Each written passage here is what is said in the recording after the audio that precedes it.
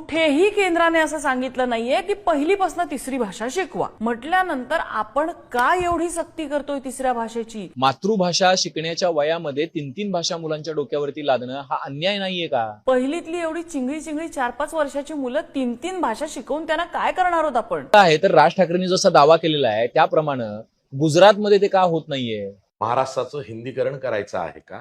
गुजरातमध्ये हिंदी ही तृतीय भाषा म्हणून का शिकवली जात नाहीये? महाराष्ट्राचा गायपट्टा करायचा आहे का? आणि हे सगळं कशासाठी? म्हणजे एखाद्याची मायबोली आपली मावशी असू शकते, गुजराती मावशी सारखी, पण माय नाही. निवडणुकांच्या राजकारणासाठी हा निर्णय असेल तर मग कोळ्या जीवांवरती हा निर्णय का लादायचा? तुम्ही महाराष्ट्राचे मुख्यमंत्री आहात की मोदी शहांचे आणि भाजपचे गुलाम आहात? गुजरातची करा ना लॅबॉरेटरी.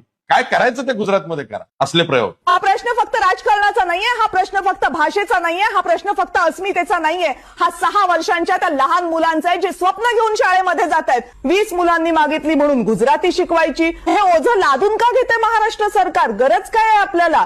हे स्लो पॉइझन आहे. पहिलीपासून हिंदी सक्ती. सरकार का डोका ठिकाण पर आहे काय असं आपल्याला जर पुढे ऐकायला मिळालं तर आश्चर्य वाटून घेऊ नका. प्रवास त्याच दिशेनं सुरू आहे की 15-20 वर्षांनंतर महाराष्ट्रामध्ये मराठी ही अशी लिहिली जाणार आहे.